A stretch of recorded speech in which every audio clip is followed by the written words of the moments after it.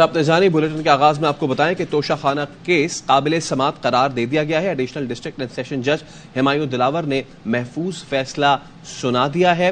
Toshakhana case 12 जुलाई को समात के लिए मुकर्रर कर दिया गया है। फारूक एजाज हमारे नुमाइंदे इस मुतालिक हमें मजीद आगाह करेंगे। बताइए फारूक। जी बिल्कुल, तोशाखाना केस में एडिशनल डिस्ट्रिक्ट एंड सेशन जज हुमायूं दिलावर ने महफूज फैसला सुना दिया है और फैसला सुनाते हुए अदालत ने तोशाखाना केस को काबिल समात करार दिया है, जबकि चेयरमैन पीटीआई की दोनों दरखास्तों को मुस्तरद कर दिया गया है। एक दरखास्त जो है वो आज समात मुलतवी करने के हवाले से थी, जबकि दूसरी दरखास्त जो है वो केस को नाकाबिल समात करार देने के हवाले से थी। चेयरमैन पीटीआई की इन दोनों दरखास्तों को अदालत ने मुस्तरद कर दिया है और तोशाखाना केस को काबिल समात करार देते हुए 12 जुलाई को केस समात के लिए मुकर्रर कर दिया गया है। अदालत का ये कहना है कि 12 जुलाई को अब इस केस में शहादतें रिकॉर्ड की जाएंगी। इस केस में पहले ही जो चेयरमैन पीटीआई हैं उन पर फर्द जुर्म आयद हो चुकी है और अब 12 जुलाई को अदालत में इस केस से मुतालिक जो है वो शहादतें रिकॉर्ड की जाएंगी। आज के जो दलाइल हुए हैं उसमें इलेक्शन कमीशन के वकील अमजद परवेज की जानिब से तफसीली दलाइल दिए गए। एक एतराज ऑथराइजेशन के हवाले से उठाया गया था कि सेक्रेटरी इलेक्शन कमीशन जो कंप्लेंट फाइल की गई उसको ऑथराइज करने के मजाज नहीं थे, इस हवाले से दलाइल दिए गए। और दूसरा जो पॉइंट था वो टाइम बार्ड होने के हवाले से था। इस दरखास्त के ये कहा गया था कि 120 दिन के बाद ये दरखास्त फाइल की गई, जिस पर जो इलेक्शन कमीशन के वकील हैं अमजद परवेज, उनका ये कहना था कि ये जो कंप्लेंट फाइल हुई है वो स्पीकर कौमी असम्बली की जो तरफ से जो रेफरेंस भेजा गया था उसकी बुनियाद पर ये कंप्लेंट फाइल हुई, इसलिए ये टाइम बार्ड नहीं है। अदालत ने दलाइल सुनने के बाद फैसला महफूज किया और अब फैसला महफूज फैसला सुनाते हुए तोशाखाना केस को काबिल समात करार दे दिया है और अब 12 जुलाई को इस केस की मजीद समात होगी जिसमें शहादतें रिकॉर्ड की जाएंगी इस केस में। जी ठीक है फारूक एजाज, बहुत शुक्रिया आपका। मसला कश्मीर हल किए बगैर खित्ते में अमन कायम नहीं हो सकता। अमन मुज़ाकरात के लिए स्विट्जरलैंड किरदार अदा कर सकता है। वज़ीर आज़म शहबाज शरीफ की नथिया गली में स्विस वज़ीर ख़ारिजा के हमरा प्रेस कॉन्फ्रेंस। कहा, पाकिस्तान खित्ते में अमन चाहता है, हमें मिलकर मसाइल हल करना होंगे। दूसरी जानिब क़यादत को भी ऐसे ही सोच रखनी होगी। पाकिस्तान और स्विट्जरलैंड के दरमियान कुदरती आफात से निमटने के लिए ताउन की मफाहमती याददाश्त पर भी दस्तखत किए गए। Memorandum of Understanding on disaster management, and I was greatly encouraged by your statement that Switzerland would play a friendly role, a role of as a catalyst to promote peaceful discussions.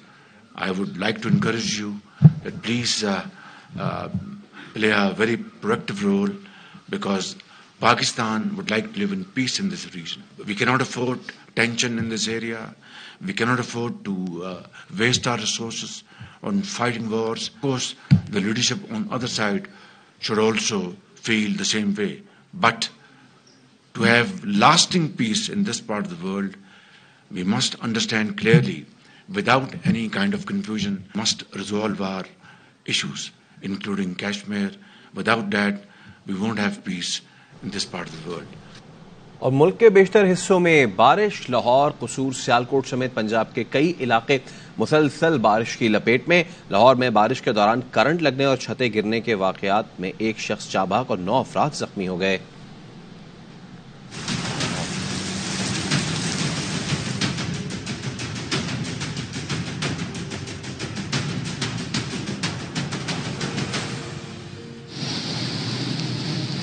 Monsoon season में बारिश का मुसलसल spell. Lahore में मूसलाधार बारिश से सड़कें और गलियां ज़ेर-ए-आब। जगह जगह पानी जमा होने से शहरियों को मुश्किलात का सामना।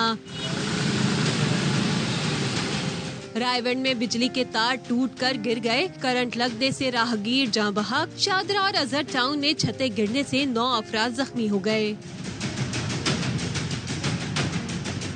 डस्का में भी शहरियों की जिंदगी अजीरन। बारिश के बाद गलियां और सड़कें डूबी हुई हैं। चूनिया में शदीद बारिश ने अवाम के लिए मुश्किलात खड़ी कर दी। सड़कें, गलियां और महल्ले नदी नालों का मंजर पेश करने लगे। आजाद कश्मीर भी मानसून बारिशों की लपेट में है। रावलाकोट में मूसलाधार बारिश से नदी नालों में तुग़यानी आ गई। बलूचिस्तान के कई शहरों में मूसलाधार बारिश, नशेबी इलाके ज़ेरे-आब आ गए, बिजली का निजाम दरहम बरहम हो गया। जाफराबाद, डेरा लायार, झलमक्सी, गंदावा, बोलान और दीगर शहरों में तेज बारिश से गलियां और सड़कें पानी में डूब गयीं। कई इलाकों का जमीनी राब्ता मुनक़ता हो गया। जैकबाबाद में भी बरसात से गलियां और सड़कें पानी से भर गयी। बल्दियाती अमला गायब, शहरी अजियत से दो चार है। लाहौर में बारिश के बाद मुख्तलिफ इलाकों में अब भी बारिश का पानी मौजूद है, जिससे लोगों को शदीद मुश्किलात का सामना है। तफसील बताएंगे बाबर खान। इस वक्त मैं लाहौर की अहम शारा जो है कज़ाफी स्टेडियम के बाहर मौजूद हूँ। यहाँ पर आप देख सकते हैं कि बिल्कुल दरिया का मंजर पेश कर रहा है ये इलाका। निकास के जितने भी इंतजाम हैं किए गए, उससे भी कोई खातरखा कामयाबी नहीं हो सकी वासा को। ये पानी यहाँ पर जो पहले रोज़ बारिश हुई थी, स्पेल आया था, उस रोज़ भी पानी यहाँ पर इकट्ठा हो गया था। उसके बाद पानी थोड़ा सा निकाला गया, लेकिन फिर भी पानी जो है ना अभी तक इकट्ठा है। जाने वाले रास्ते जो है बैरियर लगाकर बंद कर दिए गए हैं। ट्रैफिक वार्डन जो है यहाँ पर मौजूद हैं और वो जो अवाम है उनको रोक रहे हैं कि आगे ना जाएं। आगे मजीद पानी ज़्यादा है, गाड़ियाँ बंद हो सकती हैं। अगर मजीद बारिश हो गई तो फिर ये इलाका जो है बिल्कुल डूब जाएगा। कज़ाफी स्टेडियम, हॉकी स्टेडियम और पानी इतना ज़्यादा कि रेस्टोरेंट भी बंद कर दिए गए हैं और ये इलाका इस वक्त मुकम्मल तौर पर पानी में डूबा हुआ है। जी, उधर दरिया रावी में पानी के बहाव में मुसलसल इजाफा हो रहा है। भारत की जानिब से दरिया में पानी छोड़ने की इत्तला पर हंगामी सूरत हाल से निमटने के लिए 1112 और सिविल डिफेंस के इदारों ने इमदादी कैंप कायम कर दिए हैं। मज़ीद जानते हैं मजहर इकबाल से। दरिया रावी में पानी के बहाव में मुसलसल इजाफा हो रहा है। गुज़श्ता चंद रोज कबल इसमें ये एक दरिया नदी नाले का मंजर पेश कर रहा था और चंद सौ क्यूसिक पानी इसमें था, लेकिन आज दरिया की जो जोलानी है, दरिया की रवानी है, उसे देखकर अंदाजा होता है कि ये दरिया रावी वाकई जो है वो ये दरिया है और आज भारत की जानिब से इसमें पानी छोड़े जाने की इत्तला है। तो जब इसमें पानी छोड़ा जाएगा तो यकीनन सैलाबी सूरत हाल पैदा होगी और उससे निमटने के लिए रेस्क्यू 1112 और सिविल डिफेंस के हुकूमती इदारे दोनों यहाँ पर मौजूद हैं। के मकाम पर जो इस वक्त पानी का बहाव है उसमें मुसलसल इजाफा देखने में आया है और यहाँ पर शादरा के मकाम पर ये जो 1112 और सिविल डिफेंस के इदारे हैं ये यहाँ पर अलर्ट हैं ताकि किसी भी हंगामी सूरत हाल से निपटा जा सके। जी, जैकबाबाद में 1.5 घंटे की मूसलाधार बारिश के बाद जिले के मुख्तलिफ इलाके तालाब बन गए हैं। सड़कों पर घुटनों घुटनों पानी जमा है। मजीद बताएंगे मोहम्मद मूसा बलोच। जैकबाबाद के थुल, गड़ी खैरो, दाऊजानपुर, मुबारकपुर, मीरपुर बोड़ो, गड़ी हसन व दीगर छोटे बड़े शहरों में सुबह 6:30 बजे से 8 बजे तक जारी रहने वाली मूसलाधार बारिश के बायस गर्मी का जोर टूट गया है, जबकि शहर के अक्सर इलाकों में बारिश का पानी जमा है। में स्टेशन रोड पर 1 फुट से 1.5 फुट 2 फुट तक बारिश का पानी जमा है, जबकि शहर की दीगर सड़कों की सूरत हाल भी यही है। बारिश शुरू होते ही बिजली की फराहमी मुअत्तल कर दी गई थी जो ताहाल बहाल नहीं की जा सकी, जबकि महकमा मौसमियात का कहना है कि बारिश का सिलसिला 9 से 10 जुलाई तक जारी रहेगा। जी, उधर जुनूबी वज़ीरिस्तान में कई रोज की मुसलसल बारिश से नदी नालों और गोमलजाम डैम के मेन नाले में तुग़यानी आ गई। डेरा इस्माइल खान और टांग के मुतादिद इलाकों का शहर से ज़मीनी राब्ता मुनक़ता हो गया। गोमलजाम डैम मरकजी नाले में इस वक्त 14,000 क्यूसेक का रेला गुजर रहा है, जिसके बायस रग़ज़ा समेत मुतादिद इलाकों का राब्ता मुनक़ता है। ओरगरा मोहब्बत का पुल टूट गया है, जिसकी वजह से आवाम को आमदोरफ्त में शदीद मुश्किलात का सामना है। इलाके में अशिया फ़रोश में क़िल्लत का भी सामना है। गिलगित बल्तिस्तान के बालाई इलाकों में बर्फबारी का सिलसिला वक्फे वक्फे से जारी है। जुलाई के महीने में पहली बार रिकॉर्ड बर्फबारी हुई है। दर्जा हरारत नुक्ता इंजमात से नीचे गिर गया। बाबूसर में वक्फे वक्फे से बर्फबारी का सिलसिला जारी है। खतरात के पेश नजर बाबूसर शाहरा को ट्रैफिक के लिए आमदोरफ्त के लिए रोक दिया गया। लैंडस्लाइडिंग से शाहरा कराकरम मुतादिद मकामात पर बंद है। सैकड़ों सयाह और मुसाफिर फंस गए। जिला इंतजामिया के मुताबिक बहाली का काम जारी है। शाहरा चला से गिलगित सेक्शन को यकतरफा ट्रैफिक के लिए बहाल कर दिया गया। थूर मीनार के मकाम पर भी लैंडस्लाइडिंग से बंद शाहरा बहाल कर दी गई।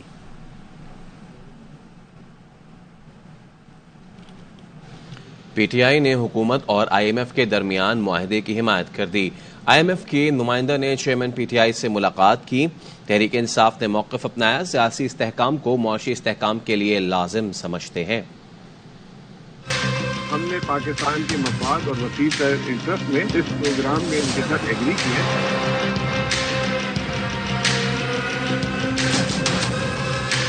तहरीक इंसाफ ने IMF मुआहदे की हिमायत कर दी। IMF वफ्द की चेयरमैन PTI से जमान पार्क में मुलाकात। IMF country chief Nathan porter Washington से शरीक हुए। PTI की मौशी टीम भी वीडियो लिंक पर मौजूद थी। तहरीक इंसाफ ने नई हुकूमत के क़याम तक IMF मुआहदे का खैर मकदम किया। कम आमदन वाले तबके को महंगाई से बचाने के लिए प्रोग्राम पर जोर दिया। मौक़िफ़ अपनाया। PTI सियासी इस्तेहकाम को मुआशी इस्तेहकाम के लिए लाजिम समझती है। उन्होंने ये कहा कि हमें जो है इस हुकूमत पे थोड़ा सा ट्रस्ट नहीं है, इसलिए हम ये 3 किस्तों में पैसे दे रहे हैं। कोशिश करेंगे कि ये जो इलेक्शन के अखराजात उल्टे सीधे ना करें ताकि मुल्क का मजीद खसारा ना बढ़े। गैर इलेक्शन के आपका कोई प्रोग्राम काम का नहीं है और पॉलिटिकल मैंडेट एक फ्री एंड फेयर इलेक्शन जिसपे उन्होंने एग्री किया। तहरीक इंसाफ के रहनुमा तैमूर खान झगड़ा कहते हैं हुकूमती क्रैकडाउन के बावजूद मुल्की मफाद को मुकद्दम रखा। PTI ने IMF मुआहदे को इसलिए सपोर्ट किया ताकि डिफॉल्ट का खतरा टल सके। IMF की नुमाइंदा एस्टर पेरेस का कहना है मुलाकातों का मकसद सियासी जमातों से नए कर्ज प्रोग्राम में मुआवनत है। चाहते हैं पॉलिसियों में तसलसल के लिए ताउन किया जाए। हमाद अजहर की जानिब से ट्वीट किया गया है जिसमें वो ये लिखते हैं कि PTI ने मुल्क की बेहतरी के लिए IMF मुआहदे की हिमायत का फैसला किया है। तहरीक इंसाफ पर लातादाद झूठे केस और बदतरीन जबर किया गया। हमाद अजहर ने ट्वीट में लिखा कि फैटिफ कानून साजी के दौरान PDM जमातों ने NRO मांग लिया था। PDM ने NRO ना मिलने पर फैटिफ के लिए कानून साजी की मुखालिफत की थी। चेयरमैन PTI ने हमेशा अपनी जात को सियासत पर तरजीह दी, फिर अपनी सियासत के लिए रियासत पर चढ़ाई की। कुछ अनाड़ी, नाअहल, नालायक पाकिस्तान के मफाद को दाव पर लगाना अव्वलीन फर्ज समझते हैं। इस्तेहकाम पाकिस्तान पार्टी की तर्जुमान फिरदौस आशिक अवान कहती हैं तहरीक इंसाफ पर पाबंदी की दरखास्त इलेक्शन कमीशन में भी आने वाली है।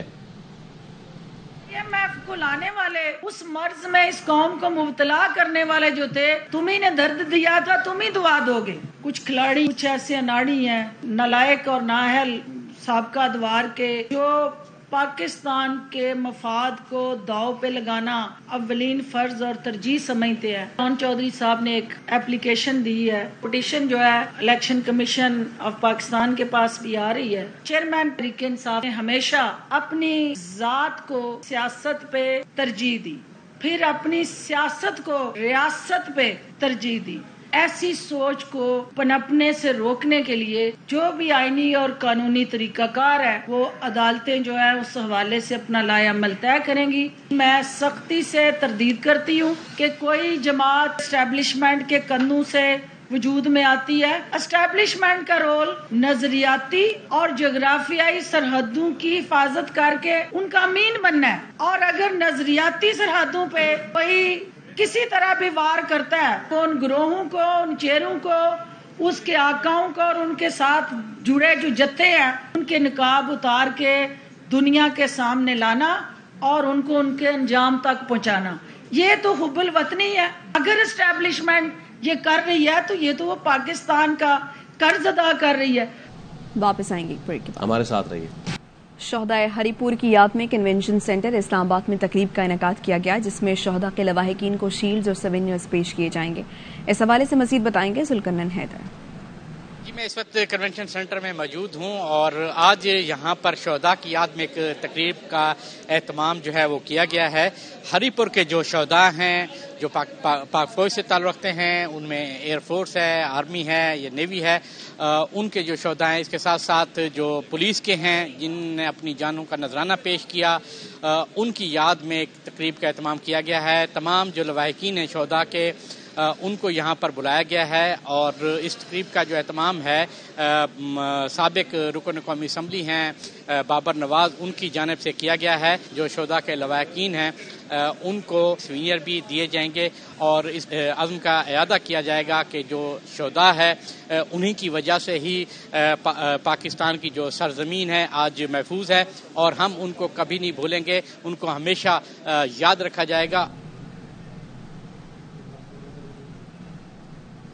शहदाए हरीपुर की याद में कन्वेंशन का इनेकाद किया गया है और आज तमाम तर जो शहदा हैं उनके लवाहिकीन को यहाँ मदऊ किया गया है और उन्हें यहाँ पे शील्ड्स दिए जाएंगे और दीगर ऑनररी मेमोरेंडम से उन्हें नवाजा जाएगा। शोहदाए हरीपुर उनके लवाहिकीन को शील्ड्स और सोवेनियर्स पेश किए जाएंगे। तकरीब इस वक्त जारी है इस्लामाबाद में।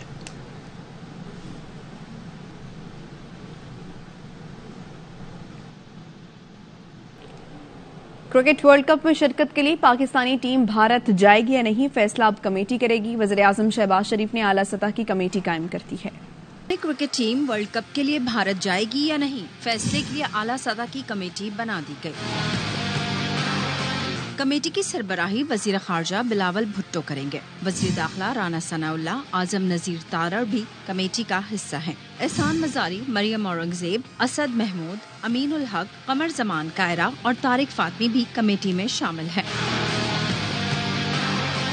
कौमी सलामती के इदारों के सरबराहान और सेक्रेटरी खारजा को भी कमेटी में शामिल किया गया है। जराये के मुताबिक कमेटी भारत में वर्ल्ड कप से मुताल्लिक तमाम उमूर पर सिफारिशात मुरत्तब करेगी। हतमी सिफारिशात वजीर आजम को मंजूरी के लिए भिजवाई जाएंगी। क्रिकेट वर्ल्ड कप 5 अक्टूबर से भारत में शुरू होगा और पाक भारत टाकरा 15 अक्टूबर को अहमदाबाद में शेड्यूल है। PCB ने कौमी टीम की वर्ल्ड कप में शिरकत हुकूमती इजाजत से मशरूत कर रखी है।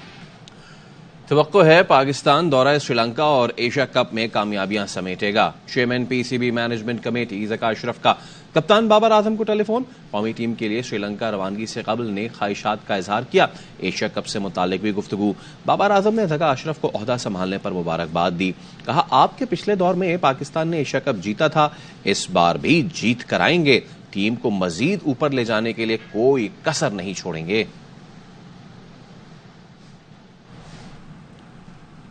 पाकिस्तान की आइलैंडर्स के खिलाफ 2 टेस्ट मैच की सीरीज। कौमी टीम आज रात 10:30 बजे श्रीलंका रवाना होगी। दौरे का आगाज 2 रोजा प्रैक्टिस मैच से होगा। पहला टेस्ट 16 जुलाई से गौल में खेला जाएगा। कराची में लगाए गए कौमी टीम के 4 रोजा ट्रेनिंग कैंप में खिलाड़ियों की फिटनेस जांची गई। बैटिंग, बॉलिंग और फील्डिंग में खामियों को दूर किया गया। न्यूज़ स्टूडियो से फिलवक्त इतना ही।